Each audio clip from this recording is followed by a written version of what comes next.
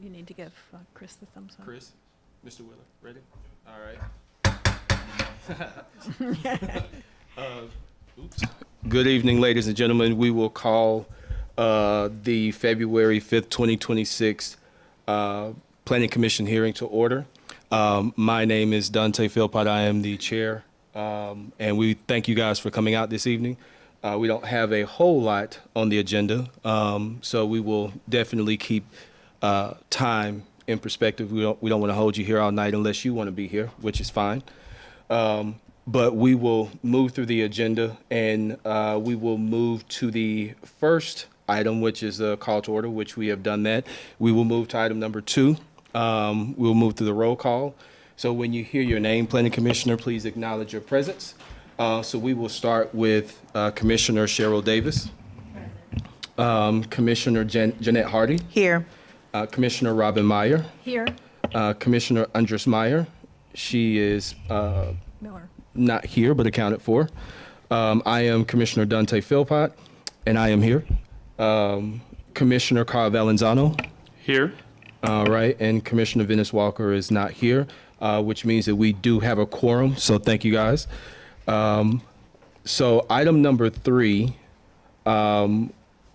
has approval of the meeting minutes. I know that there has been conversation amongst this group as well as staff with regards to the minutes as we review them. The conversation has been because there were several edits that needed to be made, that we didn't feel it was prudent to approve the minutes as of yet until all edits have been made, and the Planning Commission as a whole has had the opportunity to review those minutes for any additional edits or changes that need to be made.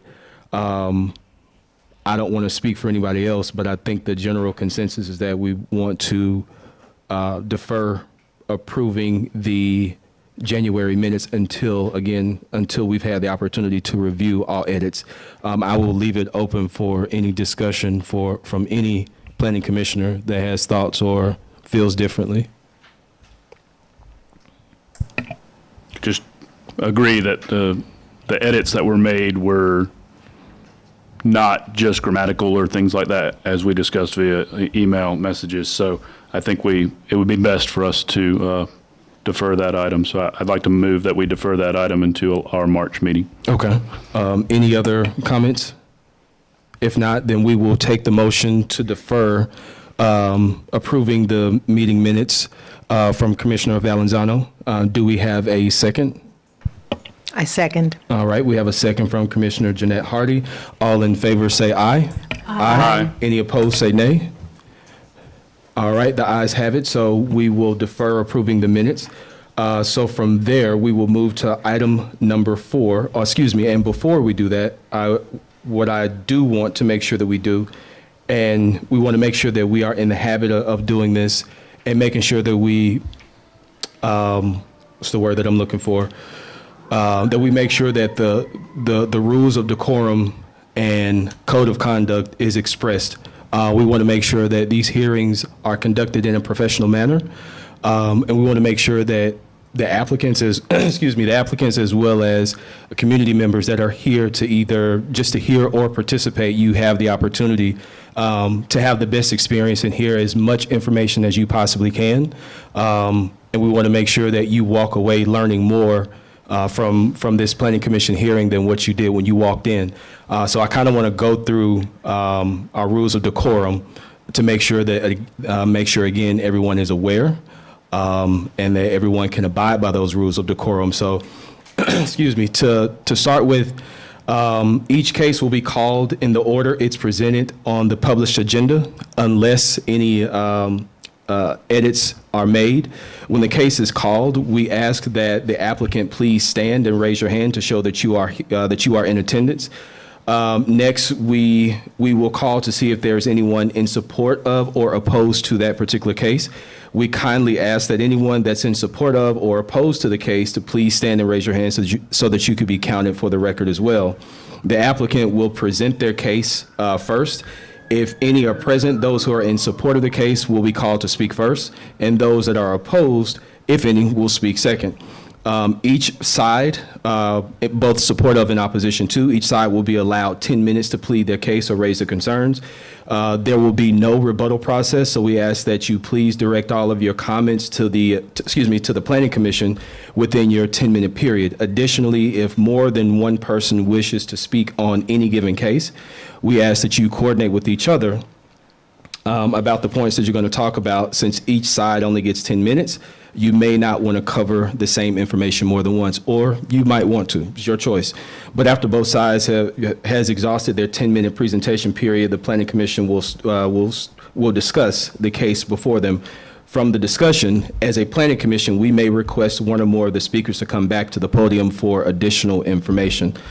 So after that, the Planning Commission will make a recommendation, and the key word is recommendation, to the mayor and council, who will render a final decision.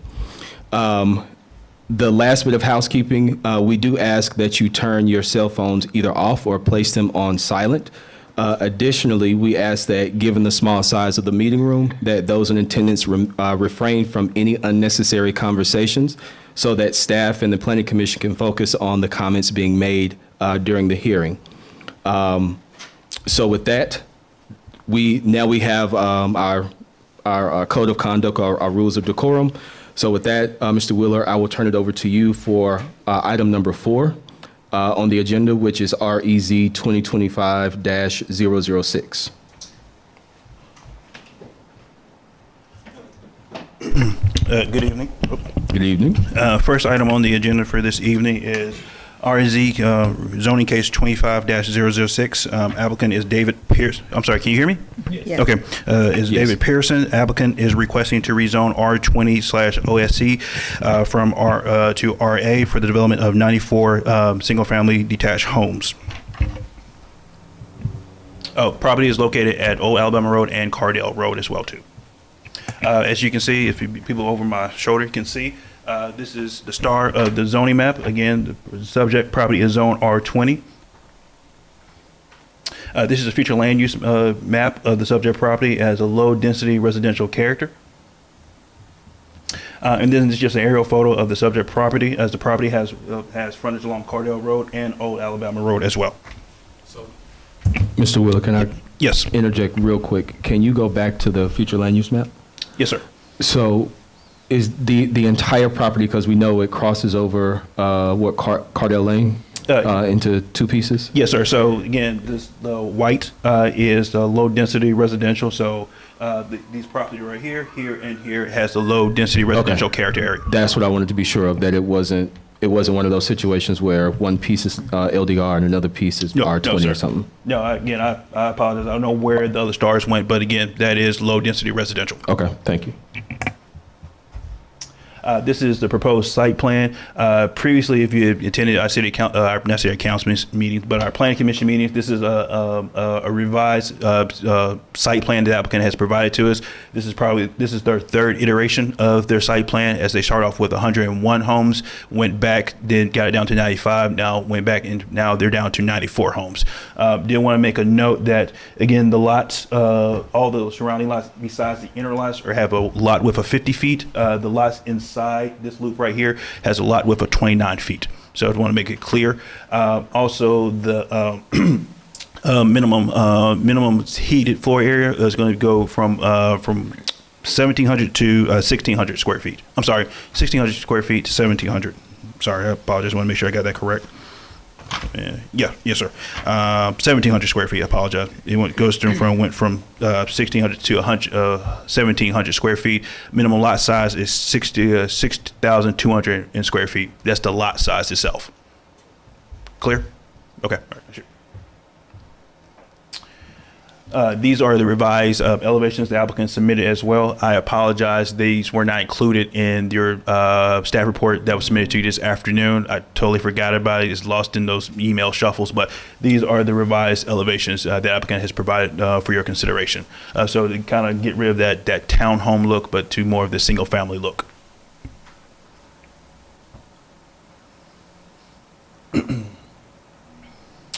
So this is the criteria which we'll be using to make a determination by. Again, staff use this when anytime we have a rezoning application before you this evening.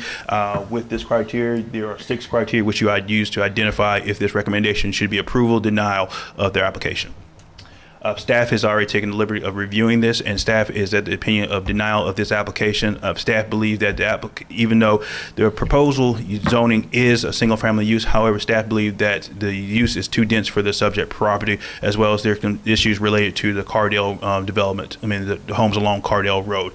So therefore, staff does recommend denial of this application. However, if the Planning Commission chooses to approve it, we do wish you approve it with these 3 conditions: the Cobb County stormwater comments and recommendations, and all stream buffers needed to be placed in a conservation easement, and possibly the elimination of the lots along Cardale Road.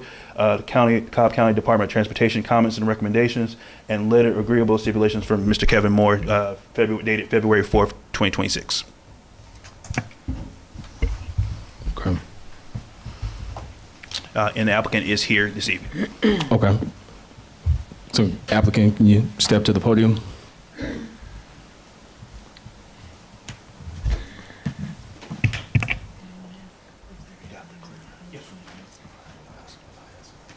Just easier to use yours. That's why I love it.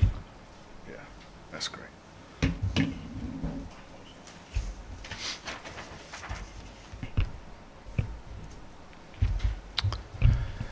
Good evening, Mr. Chair Good evening.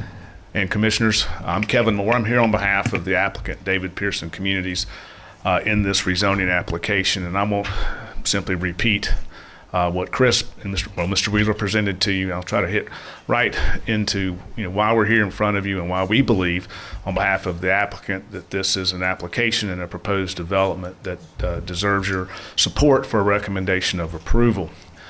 First, I just want to point out a couple of things on the aerial maps. I think it's important for your consideration. And that is, when you turn and look, you have Maxim Road and Old Alabama, and then Cardale Road, which was pointed out. But you have Maxim Road. So this is at the far western point of the city of Mableton, which also coincides with the far southwestern point of Cobb County. So once you get to Maxim Road, it's now a different jurisdiction. That's no longer Cobb County, it becomes Douglas County when you cross Maxim Road and when you go south on Maxim Road. In fact, this property and the county line comes right to that point. The reason I'm pointing that out is because when we look, and Mr. Wheeler pointed it out, when you looked at the future land use map, when you look at this map, from the perspective of your staff, we're looking at it from the city's jurisdiction, from Old Alabama, looking towards the end of the county and the end of the city limits. The issue, though, is that that's not where development stops. There's development there that we believe must also be taken into consideration. You can look at it from this way, and certainly the proposals potential impacts on existing neighborhoods, but there's also development, and very intense development, that's also right there at the intersection of Maxim and Old Alabama Road. At that intersection, which is a fully signalized intersection, is a very large convenience store with bright lights, and further as you go south on Maxim Road, as you're approaching Thornton Road, there is a tremendous amount of intense commercial activity. So this is really at the point between tremendous, heavy, intense commercial activity where this property is. And then on the other side, it becomes the city of Mableton, and then you have the neighborhood that you see here. But yet this property is still shown as low-density residential on the future land use plan. In other words, there's no transition from what's actually there in Douglas County on Maxim Road at this location, which is heavy, intense commercial, and then the neighborhoods, except for this property. That's what's between the neighborhoods and that heavy, intense commercial. And my point with bringing that up is that actually this property, from our perspective, when we hope for your consideration, should be transitional. It shouldn't simply repeat the existing neighborhoods that are there, because it needs to be land use should be transitioned from that heavy commercial and intense commercial to the actual low-density residential areas that have already been developed. Which is why we have presented a site plan for you for a total now of 94 homes, which would be more in line with medium-density residential than low-density residential, creating transition, not just an abrupt break from intense commercial to low-density residential. And we have presented a site plan for you that we've held a couple of times or tabled a couple of times as we've worked through some comments and we've worked through some changes to this plan from what was initially submitted. A couple of things I want to point out about this specific plan and what we're actually proposing.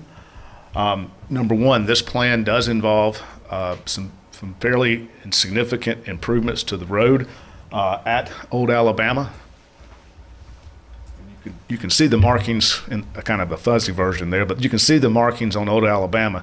So what we would be doing for our proposal, our main entrance here, which aligns with Shady Grove across the street, we would have that intersection and it would be improved. We would have a deceleration lane as well as a left turn lane installed coming from what is the top of your site plan here. So we'd be installing a left-hand turn lane into this development as well as a deceleration lane. As part of that, we will also be installing a left-hand turn lane into Shady Grove, which doesn't exist today. And so that would create a much safer access point for those existing residents and certainly a safe access point for our proposed residents. Additionally, we have a section of the property here that's adjacent to Maxim Road where we do have some homes. And that would likewise carry with it a deceleration lane for safety as well and traffic movement there. The Department of Transportation comments also had comments for us as it relates to the intersection of Cardell and Old Alabama so that we can create a safe sight distance situation at that intersection, and those improvements likewise would be made. I also want to point out that the community is proposed to have a full amenity. Shown in this area here. So full amenity with a community gathering, cabana, as well as swimming pool. These homes, as you saw in the elevations that were proposed, we do have some differing lot sizes, like Mr. Wheeler pointed out. And I really want to touch on, I think the main issue that has kept us from being able to receive full support, or at least a positive recommendation from your staff has been density. And I want to just take a moment to try to explain our side of that and how we believe it actually fits into what we think and understand to be some of the goals for the city as well. This region, the Atlanta Regional Commission, recently concluded a survey and a study of residents across our region and specifically countywide and so forth. And the number one concern that was expressed in that survey was a lack of affordable or attainable housing. That was the number one concern. Of all the concerns we can have as a community, not just Mableton, but the Atlanta metropolitan area, that was the number one concern. And that's been a concern that we've now seen repeated over and over, and it's continued to bubbles up. And it's not just affordable housing or attainable housing for those who necessarily do not have housing. There's different levels of that. There's some people who really, really need a place to live. They're living in hotels or motels on a week-to-week basis, and that's certainly one component of it. But there's also a component that's missing, and that is a place where somebody that wants to live here and live in the city of Mableton, and live in this community, that wants to come and buy a house that doesn't cost $700,000-800,000. Trying to find a house where you can buy it for $400,000 is not easy. It's extremely difficult. There is very, very few of those, and we don't have those. We've kind of have missed that, or it has become missing. And that's also a level of affordable and attainable housing that we would like to try to fill. And the only way to be able to do that in these circumstances is there needs to be density. I would propose for your consideration that we should start maybe to look at things maybe a little bit differently. And in certain areas where density seems to be appropriate, like transitioning from a heavy, intense commercial intersection to other single-family neighborhoods, a little more density is really appropriate and perhaps reasonable, given that we have to be able to provide, and we have to provide places for people to live and to be able to buy a home, and to buy that home, to have that opportunity that is just not there. And why is density related to that? Typically, we don't talk a lot of economics in a zoning hearing, but I think it's important because of what's been put in front of us. Affordable and attainable means we got to discuss some level of economics with it. What we did 20 years ago in building neighborhoods and subdivisions cost a fraction of what it costs today. Best example of that is stormwater management. 20 years ago, maybe you had to do with some type of detention pond, and that was about it. Further back than that, you didn't even do detention ponds. These neighborhoods that are built today, that have been existing, they don't even have those. Today, we not only have to build detention ponds, we have to build water quality ponds, and we have to have runoff reduction. That's an exponential change in cost on just one single development item. How does that impact it? Why am I talking about that in terms of density? Because the only way to develop affordable, attainable homes with the types of costs it takes today to develop and to build is we got to look at more density in certain areas. I'm not saying that needs to be widespread, nor am I suggesting to you that this should be 8 units an acre. But at 4.4 units per acre, we think that's a reasonable way for a development and a single-family detached community to be built where that level of price point can be achieved. Because once you continue to reduce that down, to look at it like we used to, that, hey, well, these are 2 and 3 units per acre next to it, it should be 2 or 3 units per acre. That's a way to look at it, but that's also a way to simply drive up the prices, which is counterintuitive and contrary to the goals of saying we need to have housing, and we need to have affordable, attainable housing, and this is the way we have to do that. All right, We ask that you take this Go proposal. ahead. I'll let you finish. Yep, that's why I was finishing up. Yep, thank you. And we ask that you take this proposal and the thoughts that I perhaps have given you and respectfully request your recommendation of approval. Be happy to answer questions as well, and thank you for your time. Thank you. So as a matter of process, we want to quickly poll. Do we have anyone in the room that is in support of this application?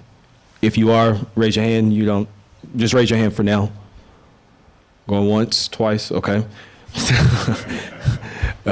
Do we have anyone in the room that is in opposition to this application? Raise your hand. Okay, so that's 4 people. Okay, so as stated earlier, you will have 10 minutes. Since no one outside of the applicant, since no one is here in support of, then we will automatically jump to opposition.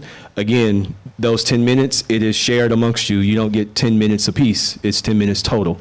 So however you guys want to split it, that's totally up to you, but we ask that you step to the podium, you state your name, and you have 10 minutes. Yes, my name's Steve Young. I'm with the Mableton Improvement Coalition, and we would like to oppose this application, principally for the reasons stipulated by staff, but I'd like to draw your attention to several of those features specifically. What you can't see on this map is the three-dimensional aspect of this property. This property is actually on a hill, and it's a very steep hill. If you've ever driven on Old Alabama towards Maxim Road, you know what I'm talking about. You're coming off the crest of a hill and coming down, and you do not have the opportunity to react to a lot of the any activities coming down on that slope. And if you put this many houses in the area, you will have accidents because there is no way to react appropriately. It is too close to Maxim Road to start sticking traffic lights on some of these roads to slow down the traffic. That's not going to happen. So the only way you could mitigate that is to lower the density of the housing in the area, and no proposal provided so far has adequately lowered that density to a point that it's safe. The other aspect I'd like to point out is the fact that this area is prone to frequent flooding, and building up this area with a lot of impervious surface is only going to exacerbate that condition. Without adequate mitigation, you're going to have flooding in that area. And again, high density is going to aggravate the situation. Lower density will mitigate it. So under the circumstances, I think the Planning Commission should oppose this plan, and should the applicant come back with something significantly lower density, we might be in a position to support it. We're not against high-density residential development. We agree with the points Mr. Moore brought up, that more affordable housing is desirable in the Mableton area. However, it should be done coordinated with safety and security and the aesthetics of the area. Thank you. Thank you. So that's what, 7 minutes, 23 seconds left? Okay. Phil, step to the podium. My name's Robin Ford. I won't go over the points that gentleman made because he made those very well, other than to say my husband and I have lived just off of Old Alabama Road, just up the road from this for over 40 years. Prior to that, I lived for 7 years on Cardale Road, so we are very well aware of the challenges that the traffic there create. Also, until recently, 3 times a day going to and from work in Austell, I went through those intersections. And I can tell you that traffic coming off of Cardale Road is dangerous. I see people pulling out in front of people. You see people who don't even stop. Many times I've had to slam on my brakes. I've witnessed many accidents, not only in Cardale, but the traffic coming off of Maxim. And y'all know that traffic is coming off of Thornton Road, and there is a lot of it.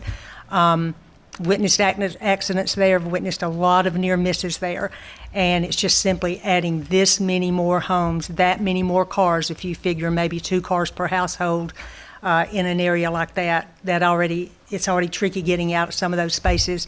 I just think would create a real danger to the community. It's already dangerous, but will make it even more so. And so we are hoping that the Planning Commission will accept the recommendation of your staff and deny this, and we also hope that the City Council will do the same. Thank you. Thank you. Excuse me, 5 minutes, 59 seconds left. There were 4. Okay, we had 2. There you go. Don't be shy. My name is Doyle Holbrook. I've been a resident down off of South Gordon, going on 50 years now. We're fortunate enough back when we were built in the 60s and 70s that I particularly got right on an acre lot, which is nice. It's older houses, but we're not packed in. All the subdivision was built with half-acre or acre lots. So over the years, I'm like Robin, I've spent my whole life here in Mableton. In the area where you come off of Cardale down to here, if you go down there at this time of day, 4:30 to 6 o'clock, there is nothing to be, I'd say, 20 to 30 cars waiting to get into Old Alabama Road. At the same time, you got the traffic coming down. I mean, this from Old Alabama into Cardale. If I go that in the afternoons, for some reason, we're going to Wallace Barbecue to eat. In afternoons, we'll go down South Gordon up to the intersection and come down that way. And then the traffic is backed up to Cardale there. So you'll wait at least maybe 2 lights to come out that way. One of the things I did notice, Mr. Moore mentioned, they have eliminated houses on Cardale. If you're a resident or somebody that travels that a lot, and I do once or maybe twice a day, if there's one street that needed sidewalks, you got so many people walking from the trailer parks going to the bus stops. You have a bus area below Cardale, and you have another. I think we've already had one gentleman hit and maybe fatally killed. There is nowhere for these people to walk. What is found out tonight, apparently they're not going to have a curb cut on Old Alabama. If they had, Cardale, if they had, then I was definitely in favor of going ahead and having DOT or have the developer put in sidewalks up through there. I'm not necessarily a sidewalk person. They're talking about $1 million for a mile. But if you go down through there, this is probably one of the busiest CCT stop buses in the area we got for coming down to Alabama and Cardale, and it's traffic is bad enough. But if you go down there, especially this time of night, you'll see somebody walking in the dark. That's a safety issue. The houses, if you was in, Miss Ford was right. If you just say two cars or 2 home houses Mr. Morris, we're down to 92, so you're talking 190. There is no more 2-car families. And you go in my subdivision with the children driving and the extra people living, you're probably closer to 4 cars per family now. The idea of that mama and the day when we were leaving Beaver, when mother stayed at home and the children, them days are over with. So you got most all mothers are working. The children at 16 or over got cars, or they got family members living with them. It is in my subdivision. I mean, there is no 2-car family. So you can take these cars or these houses and probably multiply them by 3 of the 4. So you will increase the traffic very, very badly. Thank you very much for your time, and I'm definitely not opposed to it if you drop it. The density of the amount. I mean, there's something's going to be built there. We know that. It's not going to sit there forever. But get it down reasonable, and I'd love to go to 4 houses to an acre. That's buildable, because a lot of this land is not buildable. Thank you very much for your time. Thank you. What's that, 2 minutes, 34 seconds? There was a 4th person. We counted 4. I'm going to give them the opportunity to speak their piece. No? Okay. I saw 4 hands, so I was like, okay, we had 3. All right. So we will leave it open for a few more seconds if there's anyone else that wants to speak in opposition. This is where he's supposed to say what she said. Oh. I didn't want to ask you to go to the lecture to say that. All right. So if no one else is stepping forward, then we will close the opposition. And in fairness, I will give it one more shot for anyone that wants to speak in support of. I think the side used all the 10 minutes. Oh, okay. All right. So that part's closed. Okay. Well, perfect. So we will close the public comment section. So now we'll come back to the planning commissioners. I know there's questions. So we will open it up for discussion from the planning commissioners, and it's open for anyone, whoever wants to start. Mr. Moore could step back up.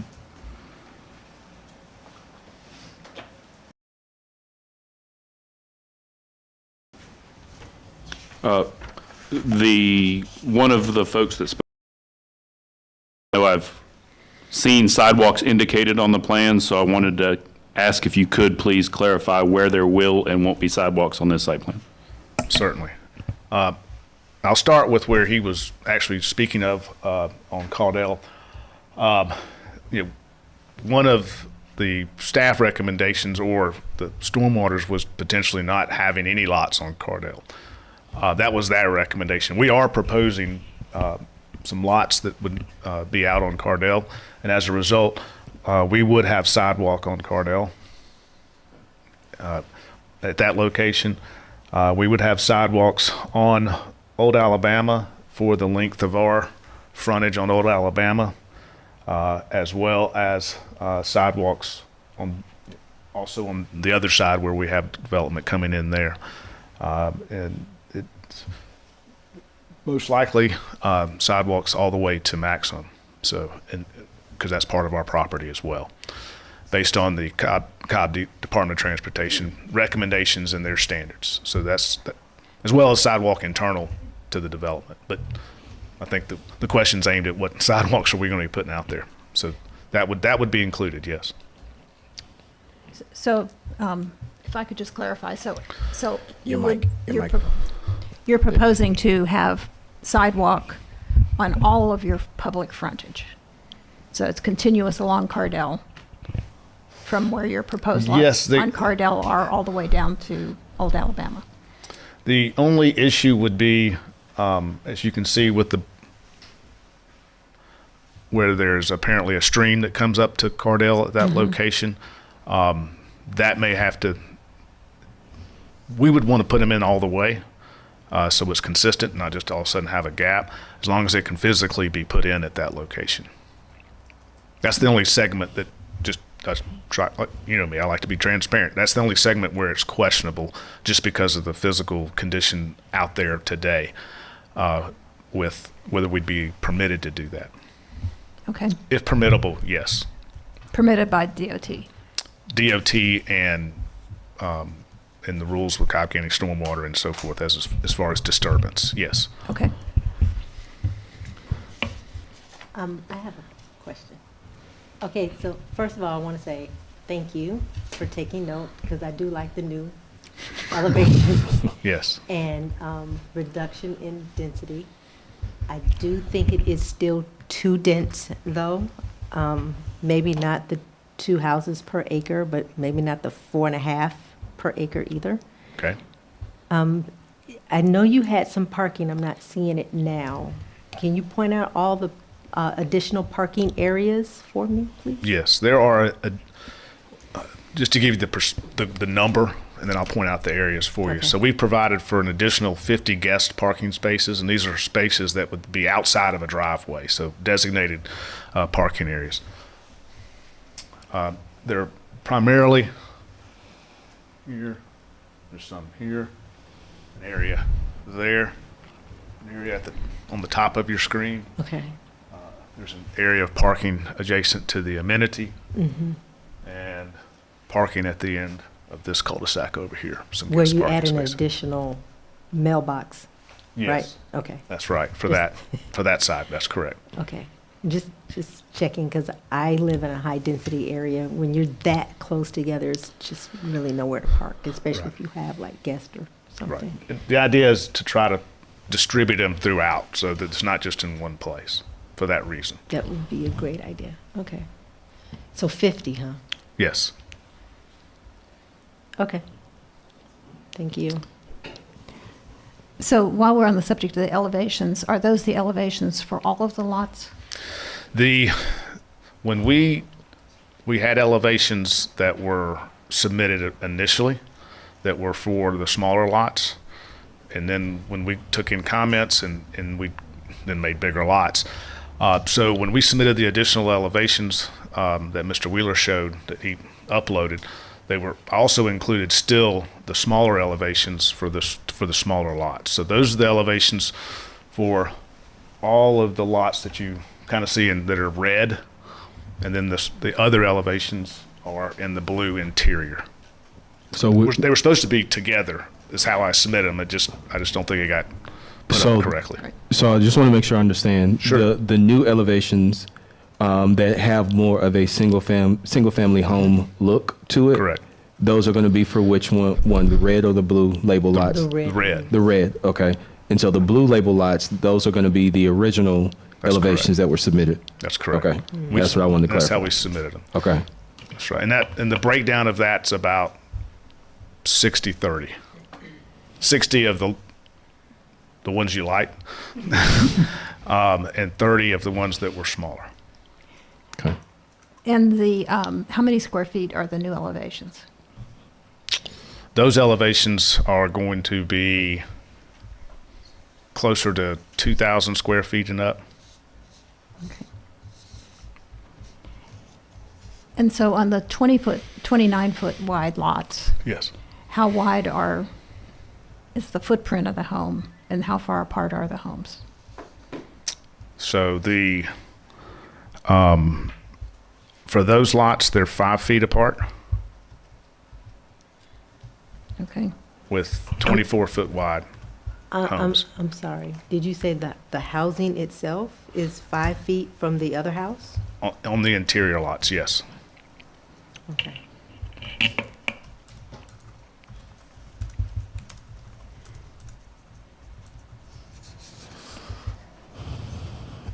So I do have a question for you. Yes. So when we look at the site plan, and forgive me if I'm a little off here because it's fuzzy. Sure. But I think it's lots. I think it's what 85 through 94, Yes. and it's right there on Cardell. So that is sitting. If I remember correctly, is that sitting on a stream buffer or a floodplain or both? No, it's sitting, those lots extend into the stream buffer, but the housing, the house footprints of where you place the houses and all, and construction and any, and structure is all outside of not only the stream buffer, but also the impervious setback, which is an additional 25 feet. So you're allowed to put lots that go into a stream buffer unless it's a conservation subdivision, but that is permitted under the rules. Okay. But those do have lots that would extend back within that area. But the houses are all out of the stream buffer and the impervious setback area. And so those lots are labeled green. We want to say label. Why are those green? Because I see red and blue, but right there, yeah, those are labeled green. Right. And so What does those that are, what does that signify? I think those are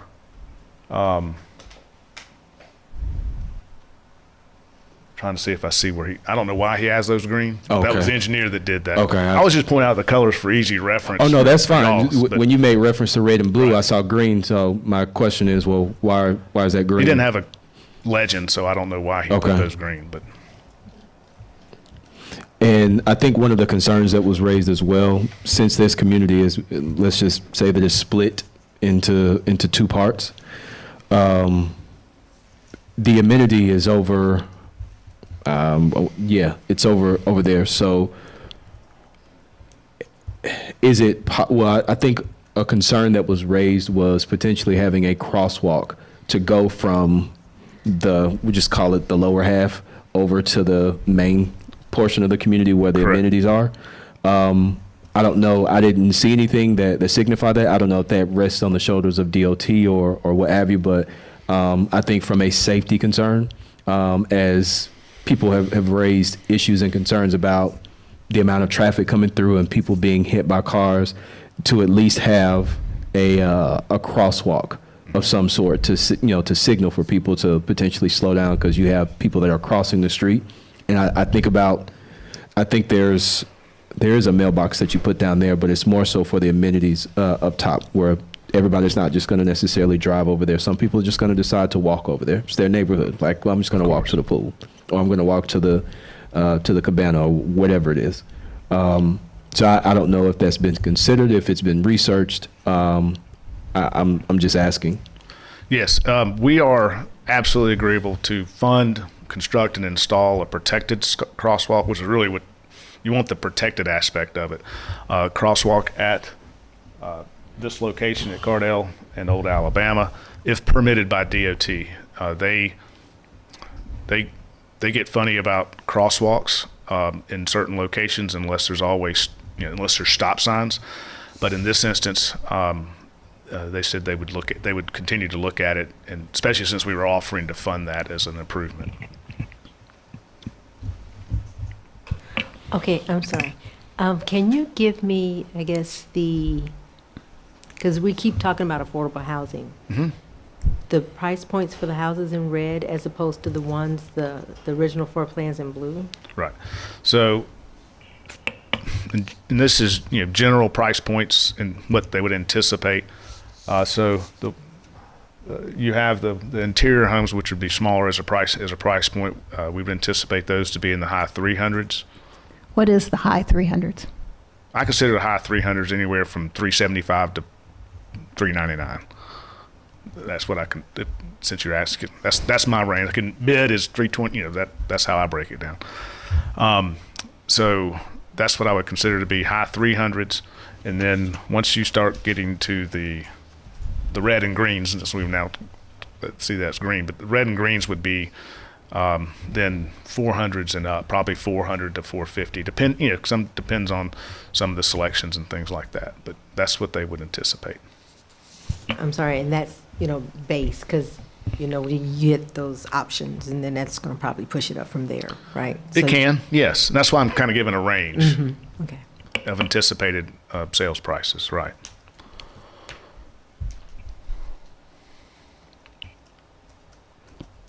I'd like to go back to the crosswalk and the traffic questions. So at the intersection of Cardell and Old Alabama right now, there are stop signs. Can you tell me where the stop signs are? Is it a four-way stop or not? Okay. It's not a four-way stop, but Cardell has a stop sign. Okay. And we'll have stop signs on this side, obviously for this one. So it may qualify for DOT to be able to allow us to do that crosswalk.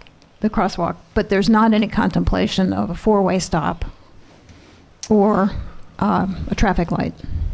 I know there would not be contemplation for a traffic light for DOT there because how close that intersection is with Maxim. As far as doing a four-way stop, they could. They might, but I don't know that they would do that. Okay, all right. They have not indicated one way or the other. And it's to my understanding that this would be an HOA covenant community? It's absolutely an HOA mandatory. Mandatory HOA and covenant community. That's correct. Okay. Would one of the things that, on top of affordable housing, or I should say one of the things that contributes to affordable housing is the fact that you have institutional investors that come in and snatch up homes. Would you guys be amenable to including a rental cap to limit that? Because there are a lot of communities that, well, either one, when they're being built, or even afterwards, they will edit or amend their covenants to institute a rental cap. So in this instance, it could be done on the front end to prevent, institutional investors from coming in and buying up 50% of the homes or whatnot. Typically what I've seen is, depending on the number of homes, 10 to maybe 15%, just depending on the number. So for this one, it's 95 homes, right? 95. So 94. That's 10 homes. Right. If there's a 10% cap, or if it's 15%, you're talking about 15, 16 homes. Is that something that you guys would be amenable to making sure goes into the covenants when they're written? At this point, we would strongly consider that request. And I'm not able to commit to that. I don't want to go into the Gotcha. equity and investment reasons why. This is fully intended to be for sale homes. But we would strongly consider that. If that's a part of a recommendation, then we would strongly consider that here. Okay. We certainly would have a covenant that would prohibit short-term rentals. Okay. Thank you.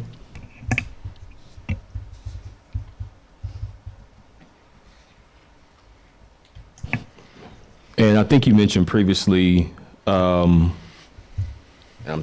trying to zoom in on here because it is really grainy.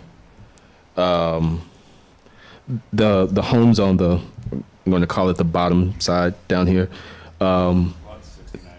Thank you, because I can't see it. So lot 69 through 84, on that particular section, I think there was mention about backfilling Yes. to try to prevent some of the flooding issues, or at least mitigate some of the flooding issues that have been experienced in this area. Can you discuss that?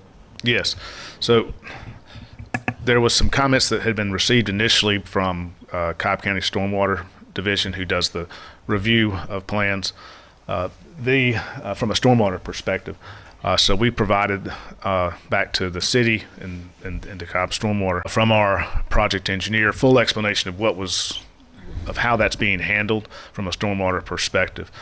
So you are allowed to do some development within a floodplain, but you have to replace that floodplain. You can't just reduce the floodplain. You have to then create it. So yes, there is an aspect of a portion of the development on this side which would require that type of development tool that would be used and which once you do that and replace the floodplain, then you're not making stormwater worse, especially under the requirements that we have now, that you actually have to have runoff reduction from current levels. Thank you. Mr. Moore, I do have one other question. You have it stated in your stipulations and labeled on the plans as private roads throughout the subdivision. Mm-hmm. However, our understanding is that the subdivision would not be gated. Correct. Can you elaborate on what the reasoning is behind that, and more of how technically it works when the streets are accessible by the public but not public streets? Sure. So, and it's going to be a longer explanation, but Ms. Myers heard this before. It's going to be a longer explanation than you want, but I think it's something important, especially for the city to understand. So first, yes, we've identified these as private streets, but that's due to Cobb DOT. The streets are still built to the public standards, meaning the construction of them and the width and so forth and so on are all exactly like a public street would be built. Cobb DOT has a standard now that they will not accept. They do not want to accept as public streets where you have driveways that are closer than 50 feet apart. So any townhome community, any community that's proposed that's going to be constructed and built that's going to have less smaller lots, the Cobb DOT says we don't want those to be public, and we want those to be private, and that's what's driving making these private streets or proposing them to be private streets is because of that. Now, ultimately, it's the decision of the jurisdiction whether that is public or private, but there's a difficult interplay right now. But that's why we've identified them as private streets. Certainly, we don't want to. This is not a community we see as a gated community, but we see it as private streets. Distinction means simply that the homeowners association is required to maintain those streets, which was why we've also included in our letter how that would occur, where the developer has to fund a separate account for future street maintenance. So the homeowners association is not starting from zero to try to create future maintenance funds. But we would be perfectly pleased if it was directed that the city of Mableton approved this proposal, but with public streets. But as designed, that would be fine with us. We're not trying to drive anything. We're just trying to play as best we can by what's in front of us in terms of those standards.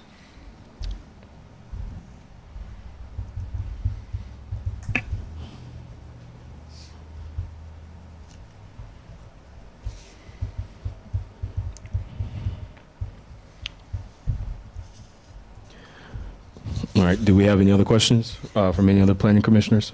Oh, go ahead. Yes. Can you compare a cabana to a clubhouse? Oh, sure. Absolutely. So a cabana simply is not fully enclosed on all four sides, but the cabana still has restrooms and still has, I'll call it, food preparation type tables or places where you can put things out, a bar type area that's usable.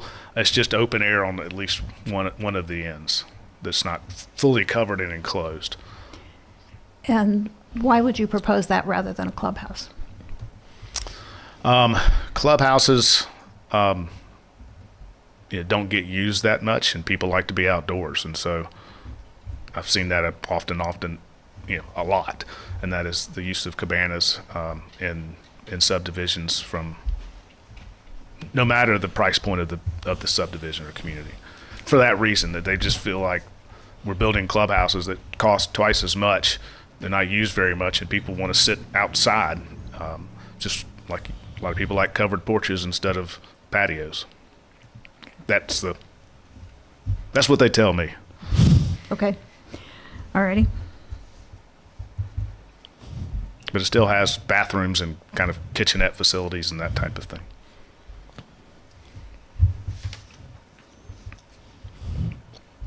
Any other questions? Mr. Chair, if I could just finish my Sure, go answer ahead. to Ms. Myers' question. Go ahead. But if the difference between approval and a recommendation of a denial is a clubhouse versus a cabana, we would do that. I think I guessed that. Okay, but I'd like to give you an answer. So with that, any other questions? Thank you for your questions. Thank you. Any further discussion? Any other questions? I'd like to open discussion by saying that I certainly appreciate the efforts that have been taken by the applicant. I think you alluded to this at the beginning. We know that this site plan has been revised more than once, and there have been several suggestions that have been made by both the public at a community meeting and staff that have been addressed in these plans. So I certainly appreciate that. Ditto.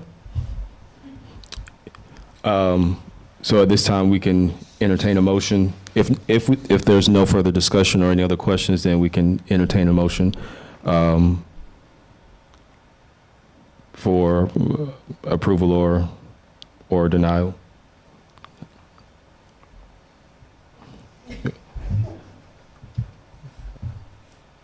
No? Okay.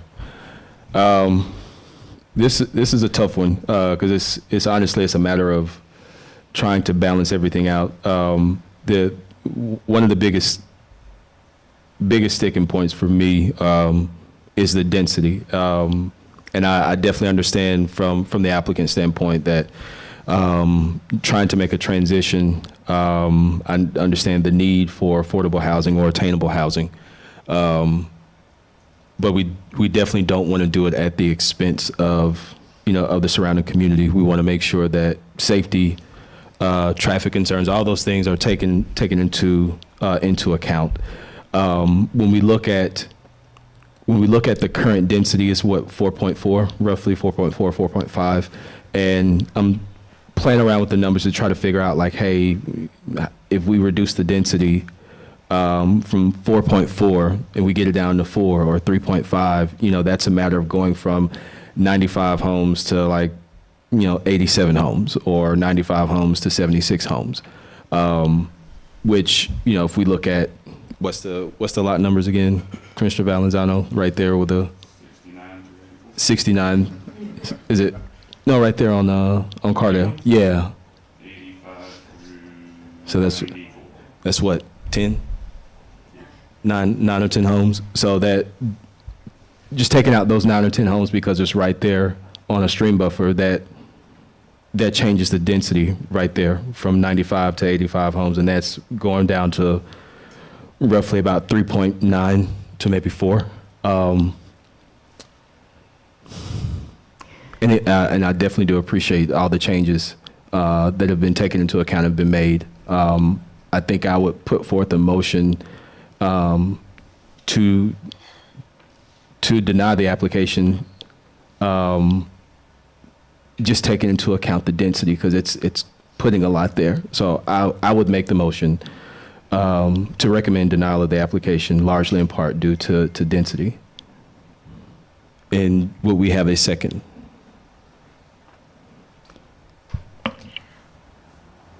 I would second the denial based on density as well. Not only those 9 homes, but the smaller ones in the middle, 5 feet apart.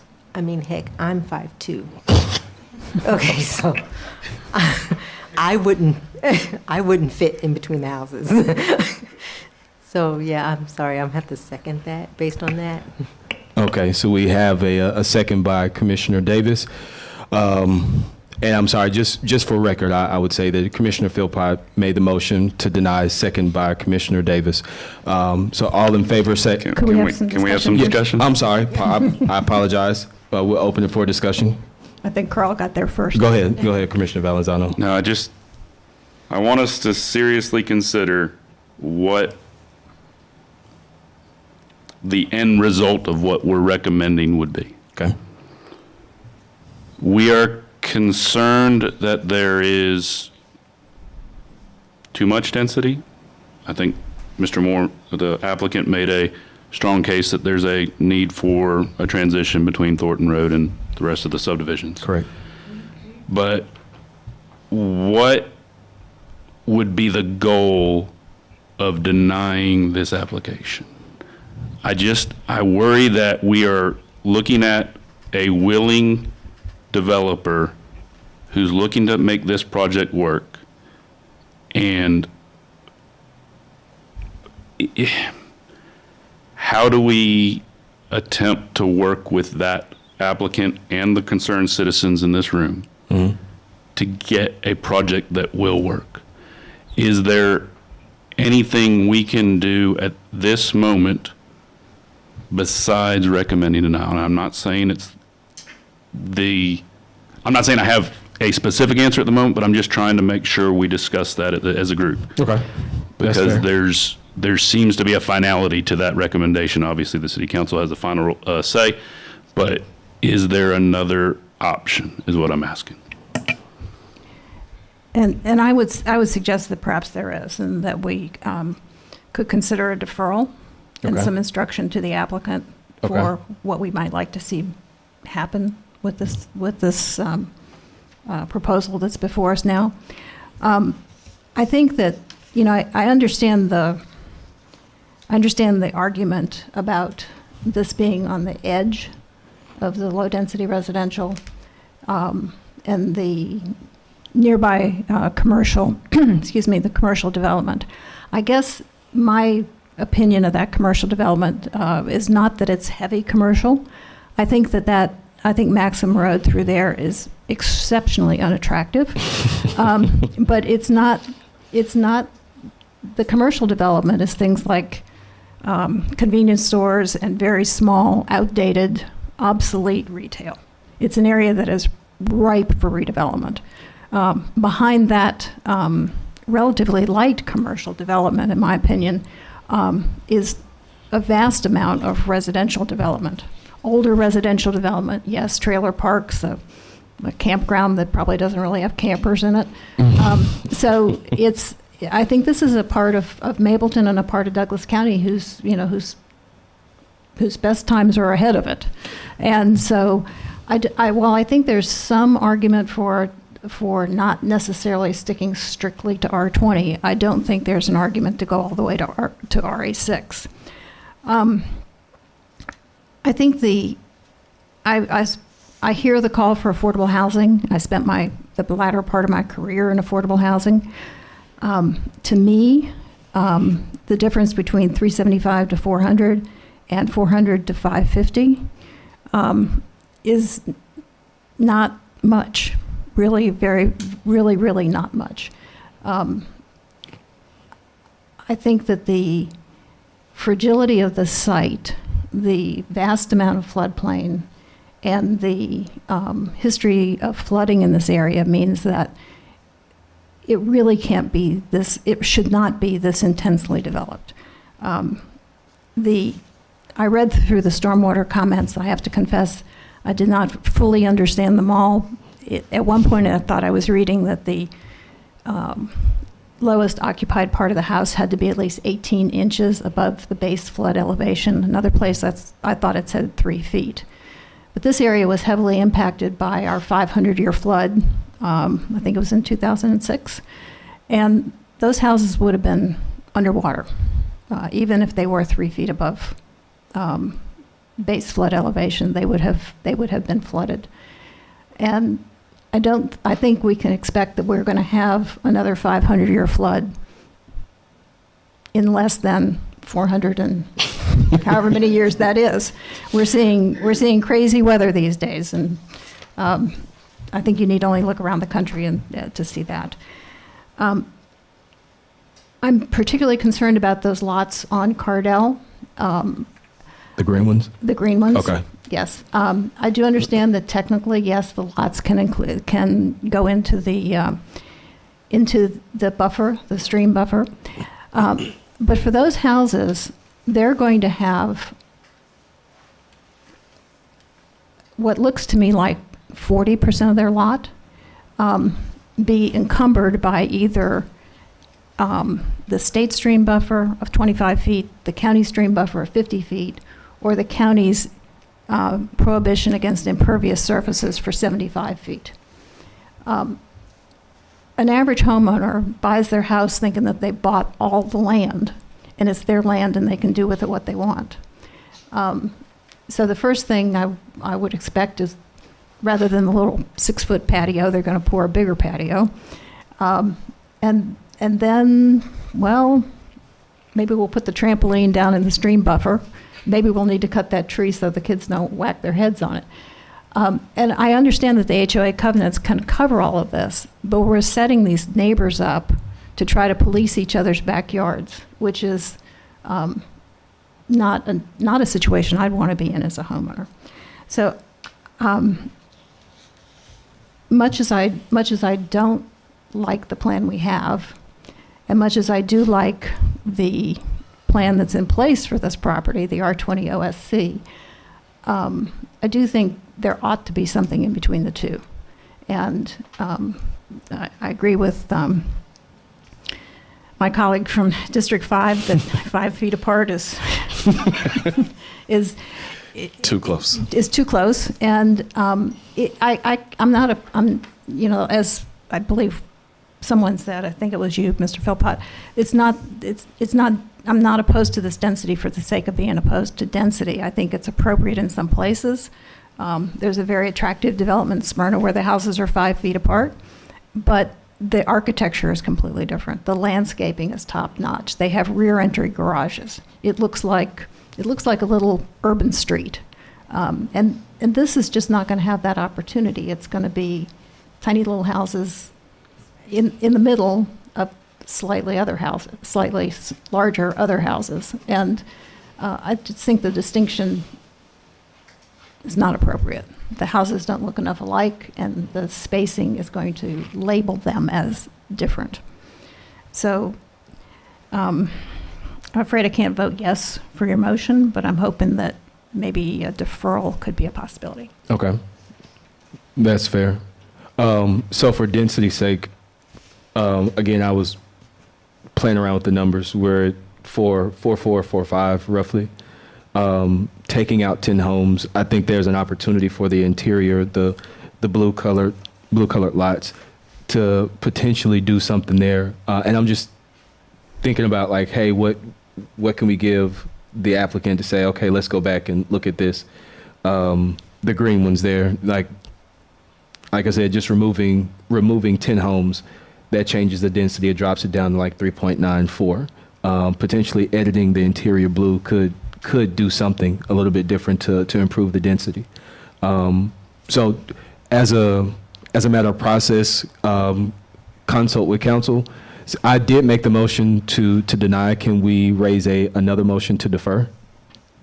Because we never voted on the motion to deny. We have to vote on the motion to deny. Yeah, 'cause you have a Motion and a second? Okay. not even discussing, so you have to call a closed discussion and for a vote Okay. on that motion. That's fine. If I may just add one more point to the discussion. Okay. Ms. Meyer, the houses that she was referring to, development in Smyrna, they're 36 inches apart.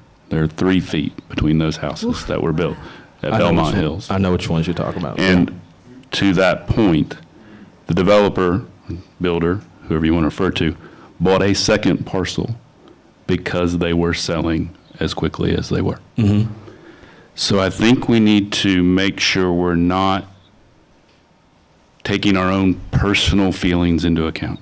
I would not buy a house because it's 3 feet from a neighbor, but there are plenty of other people that will.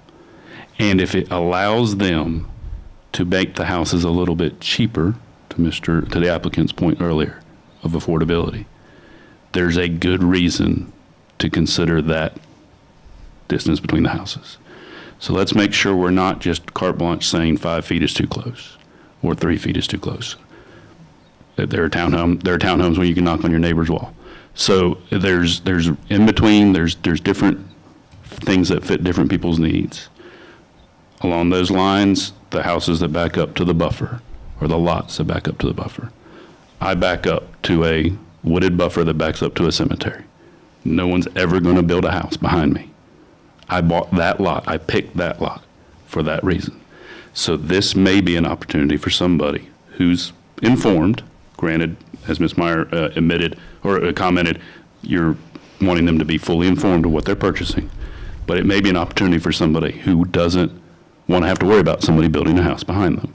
So there's different ways to look at those situations that are sometimes can be problematic, but sometimes can be an opportunity for a homeowner who wants what that particular lot offers. Thank you. But then let's not forget about the traffic concerns that density causes. We have to keep that in mind too. I'm sorry. We have to keep in mind the traffic that, that can result from all that density if we build that, if that's built. Gotcha. Okay. Any other comments or discussion? I would just say that if I were going, you were talking about density, units per acre. You seem to be landing in the high threes. I think I would be looking for something around 3. And I realize that probably eliminates the pool and the cabana. But I think I'd at least like to see what that looks like. Okay. I also want to say one thing too. I'm sorry, I don't want to keep talking, but I agree with Ms. Myers in regards to the commercial around that area. It is not the greatest, but bringing in more rooftops and people into that area will stimulate better commercial. So we're not against it. Like I said, we want the housing, and we like the new elevations. It's just a little problematic in some areas, and hopefully that we can come to a happy medium on this. Thank you. Any other discussion? Okay, so what we will do as a matter of process, since I raised the motion to deny and it was already seconded, we will take the vote.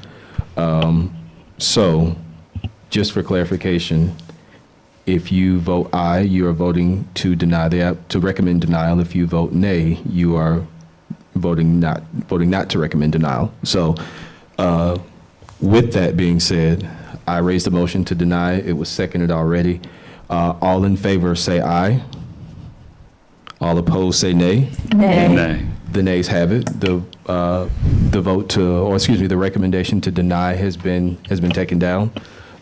So now we can take another recommendation if it's of the will of the body to defer for additional edits and comments. Then we can take that motion. So I'll leave it open for that motion to be raised. Well, I will make a motion that we defer.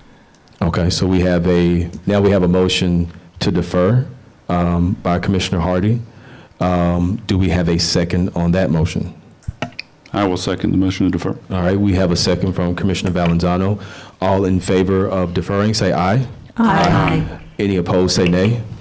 The ayes have it. So REZ 2025-006 will be deferred until a later date.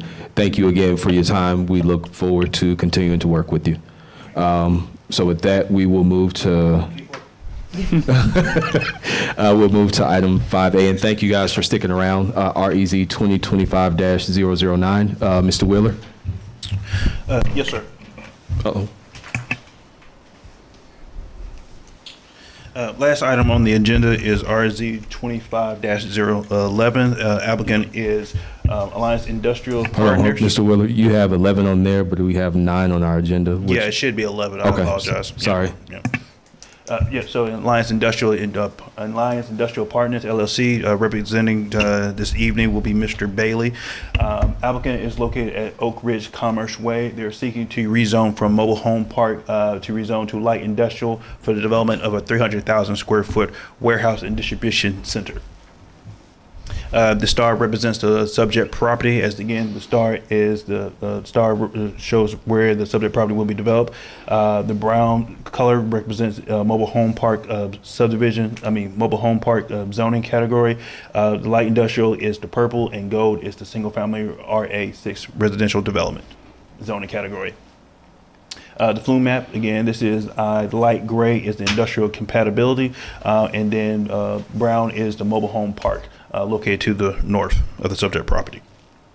Again, this is just an aerial map of the subject property. It is abutting the county line or the city of Mableton line.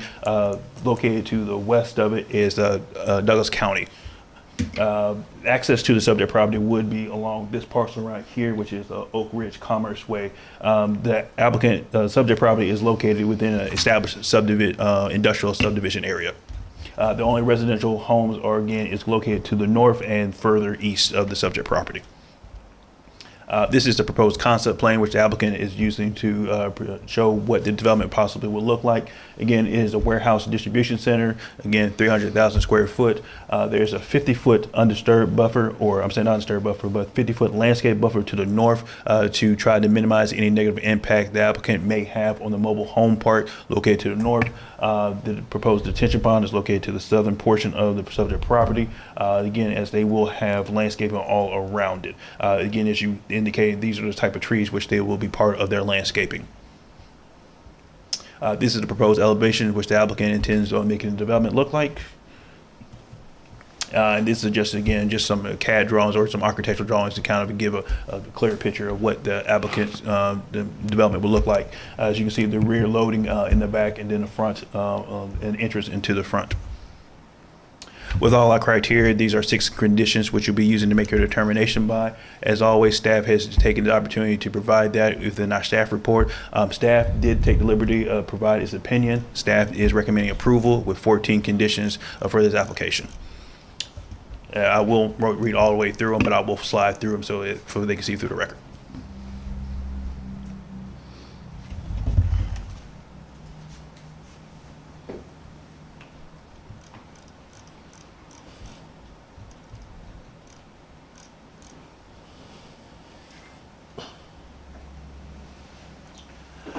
And the applicant is here as well today. Okay, thank you. So we'll kind of reverse it. So if you are here in support of this application, can you please raise your hand? And that can include the applicant, that's fine. Anyone here in opposition to this application, please raise your hand. One person, okay? All right. So what we will do is we will have the applicant come forth, and the applicant, you can use all 10 minutes if you like. And then we'll start on Mr. Wheeler's cue. You step to the podium, sir. I'll start whenever they start talking. Oh, okay.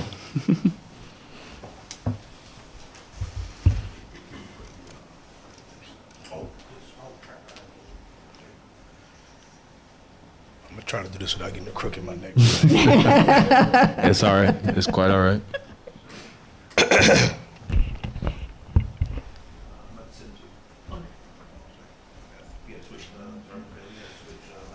Oh, that's no problem.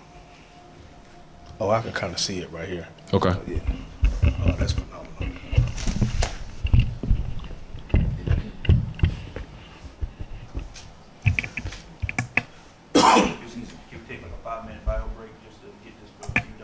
Yes, sir. Sure. Yes, sir. No problem. So we'll take a 5-minute intermission for a technical.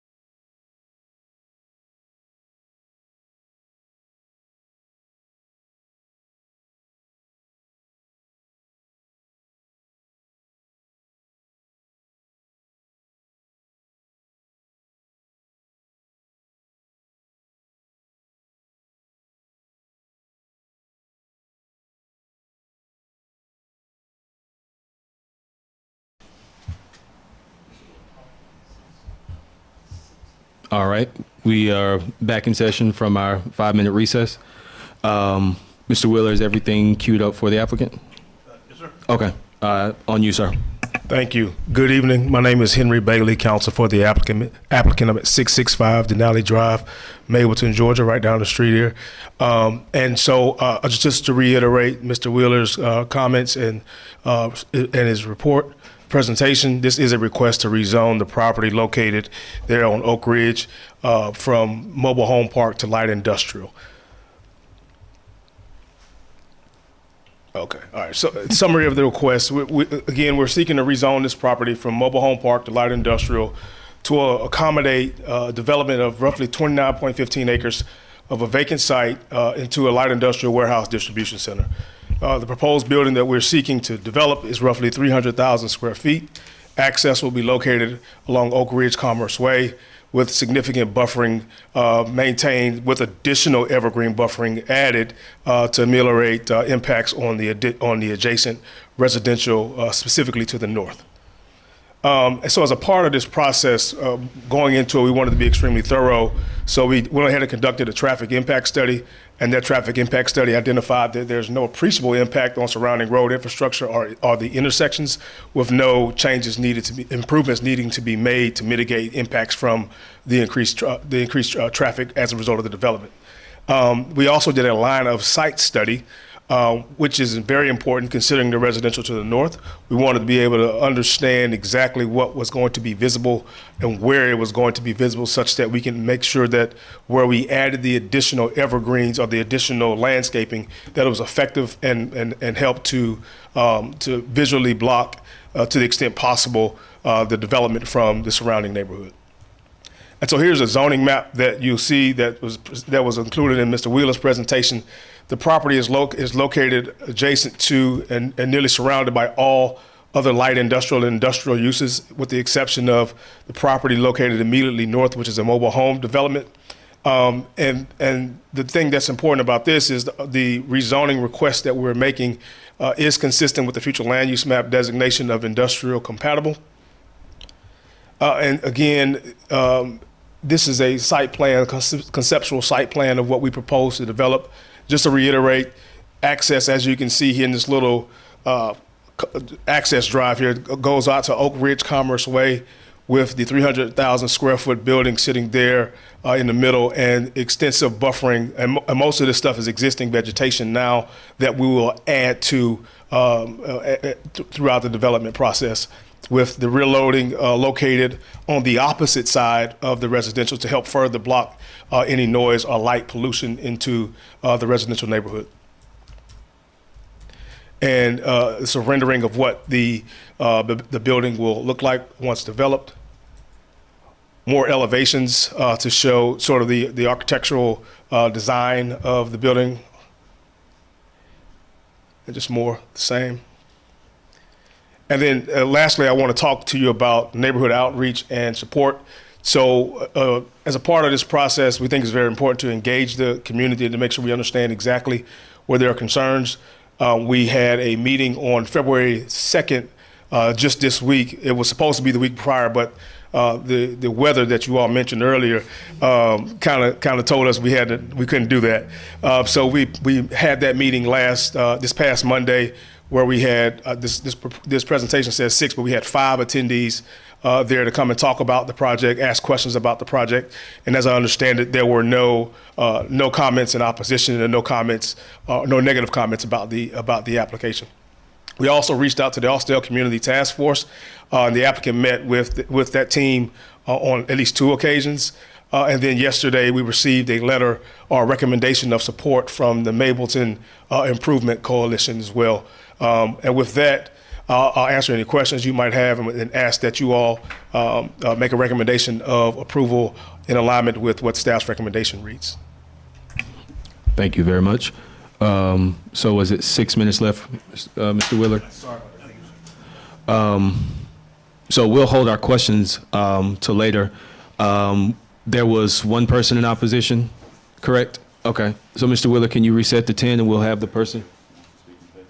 Oh, well, it was only 1 person that raised a hand in support of. So good. Thank you for that. As a matter of course, was there anyone else that wanted to speak in support of? Because we only had one, which is fine. Just want to make sure you have the opportunity. Going once, twice, okay? So now, opposition, you'll have 10 minutes all to yourself, or Yes, you can share it. My name is Steve Young. I'm with the Mableton Improvement Coalition. We're actually not opposed, but since, we have stipulations, we have to present in the opposition. We actually agree with the staff recommendations and approval, and we're gratified that the applicant is amenable to these requests. We think that the residential areas to the north need to be adequately buffered from the sight, sound, and activity of the warehouse. And we just ask that the committee take those recommendations and use them to maximize the protection of the neighborhood from these activities. And really, that's it. We think this is, in fact, an appropriate use for this land. Thank you. Thank you. So it's 9 minutes just 9 minutes, or 9 minutes and 3 seconds left. Anyone else wants to speak in opposition? You have 9 minutes, and I'll give you 5, 4, never mind. So with that, if no one else wants to step forward, we will close public comment section. We can now engage in discussion, and we can call the applicant back for any questions. And it's open to anyone that wants to start. I have a question for staff.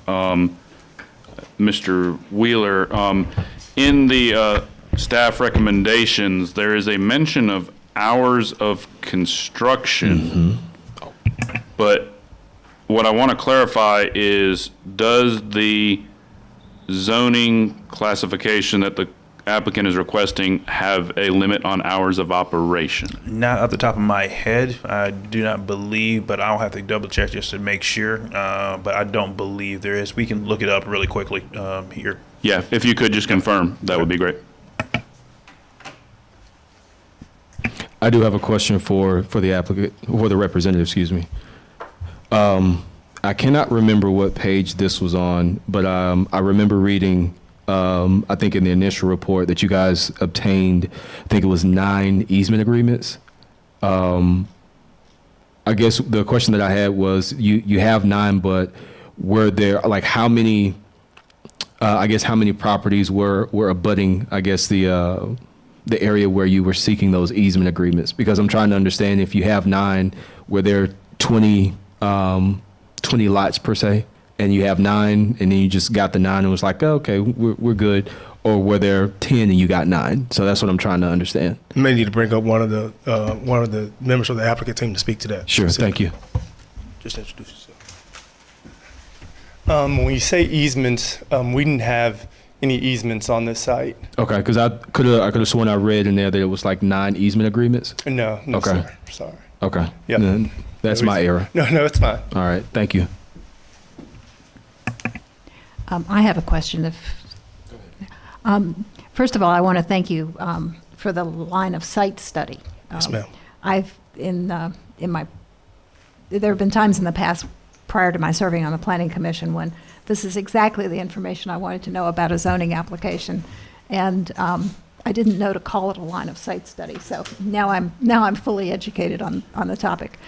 So my question for you is, the evergreen screening trees that you're going to plant, that we see on these diagrams, at what stage of their development are they being represented? Is this how big they are when you plant them, or 2 years later, or 5 years later?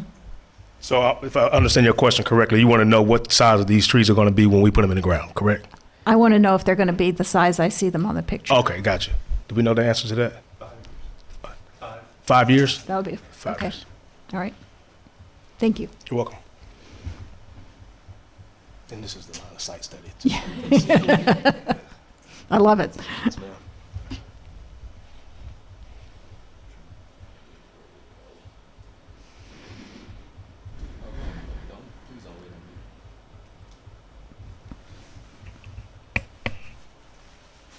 No, I mean, I'm not sure if we've come up with an answer, but my concern is being adjacent to this mobile home park. What hours of operation would you anticipate a facility of this type having? Would it be a 24-hour a day operation? I think what you would find it with this facility is that it would operate much like any other industrial use. I don't know that there would be necessarily 24 hours, but I don't think it would align with your typical 9 to 5 hour of operation. But I can't speak to nor commit to a specific hours of operation without the actual tenant saying, what their hours of operation would be.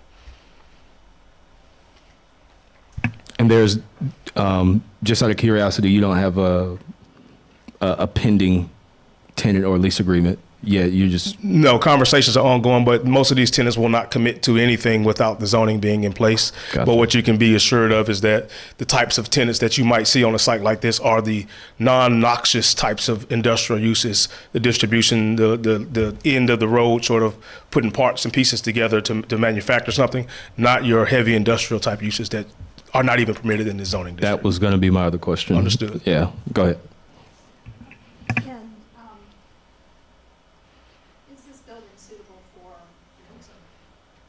Is this building suitable for conversion to a data center? No, ma'am. Okay, so you would be willing to accept a condition on a recommendation for approval that prohibited a data center? Well, I think the conditions as stated right now prohibit us from doing anything other than what the site plan is proposing. So we wouldn't be able to do a data center regardless. Well, I think the site plan could be interpreted as the building footprint. Oh, you mean like just the physical portion of it, not the use? I don't think we have a problem of adding a condition about data centers. Thank you. Yeah. Thank you. Just wanted to save administrative work if I could. Yeah. And as I understand your conceptual site plan, the activity on the north side of the building, which is adjacent to the residential uses, is business parking, individual vehicle Yes, ma'am. parking. It's not the truck parking. Yes, ma'am. I'm going back to the site plan now. As you'll see, all of the activity from the loading docks and all of that stuff where the trucks would be is located to the south side of the building, away the farthest point we can get it away from the residential. And even that is heavily buffered from the adjacent uses to the south. Right. Thank you. Yes, ma'am. Okay, I found the easements, and it looks like it was utility easements, but I thought I saw names in there, which I did, but that it's not personal. Okay. Like a homeowner's having to give you an easement. It looks like utility easements. Yes, sir. That were recorded several years ago. So, okay, that's better. Okay. And you did say that the loading, quote unquote, the loading docks would be basically turned away from the residential. Yes, sir. Okay. The residential is up here.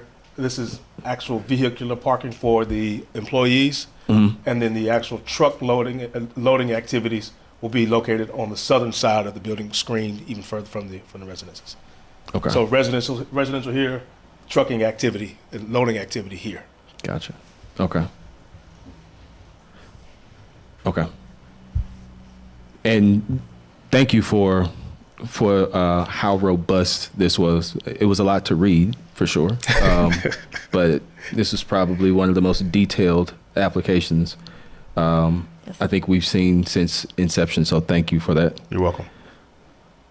Do we have any other questions from any other planning commissioners? No? Okay. Well, then at this point, I guess we can take a recommendation take a motion for a recommendation,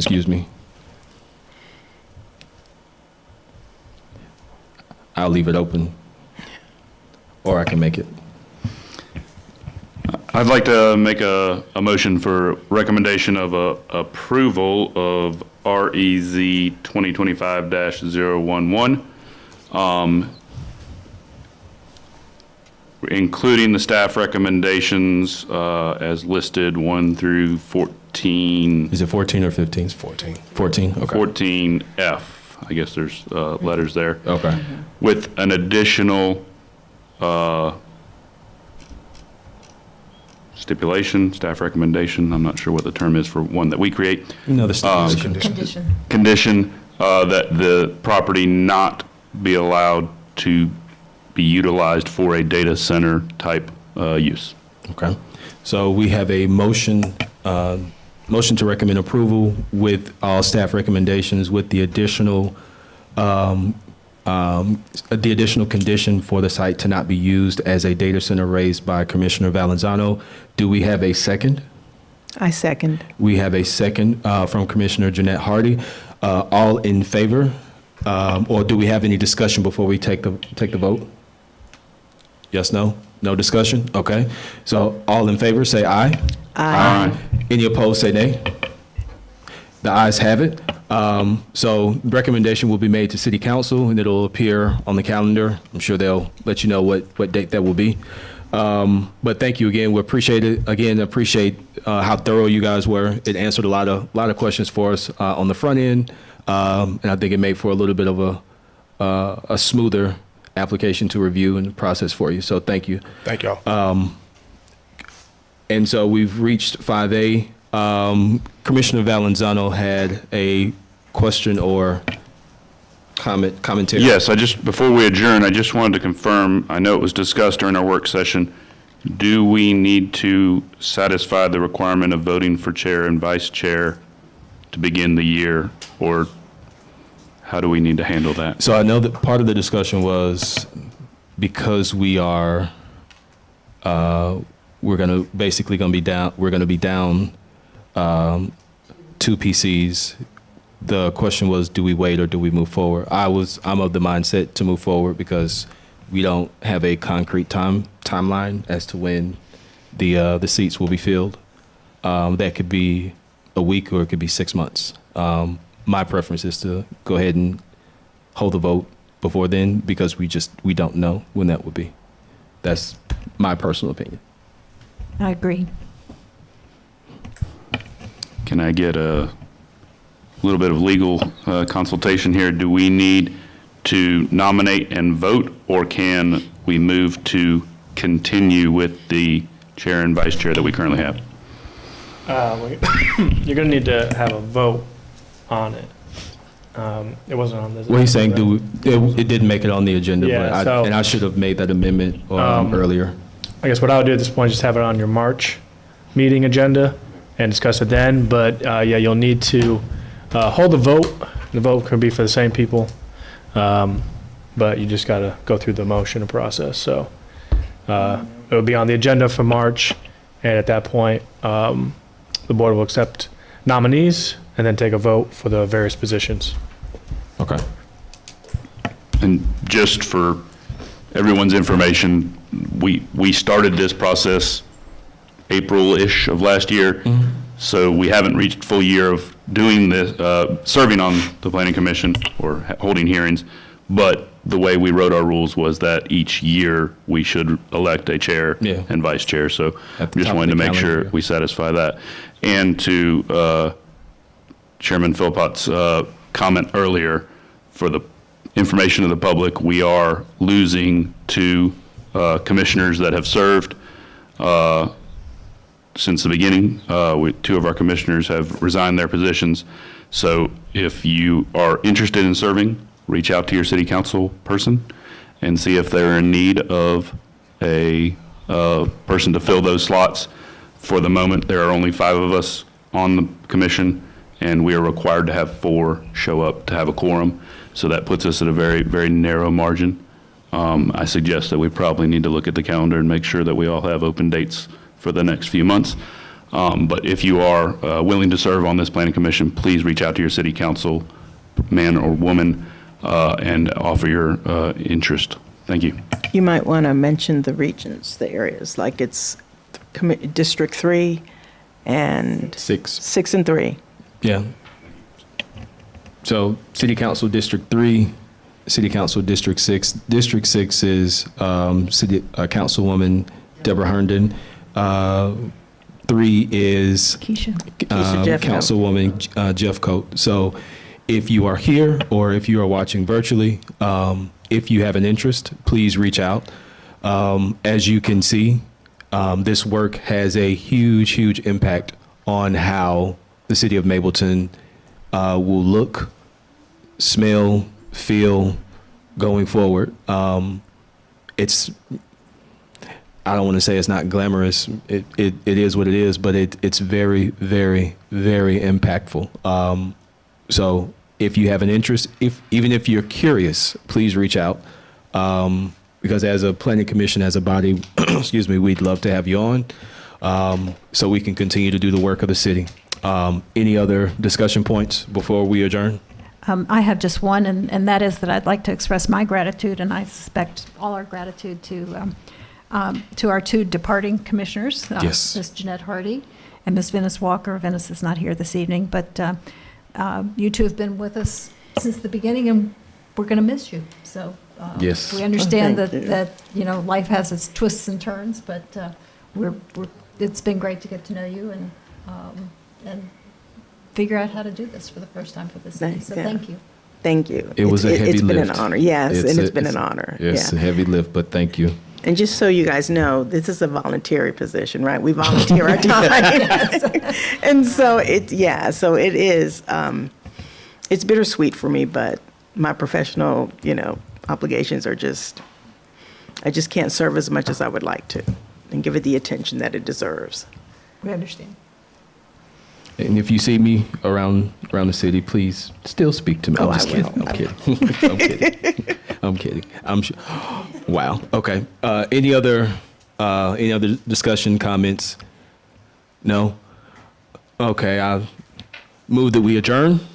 I'll make a motion to adjourn. I'll second. Second from Commissioner Valenzano. All in favor, say aye. Aye. Any opposed, say nay. The ayes have it. Consider this meeting adjourned. Thank you.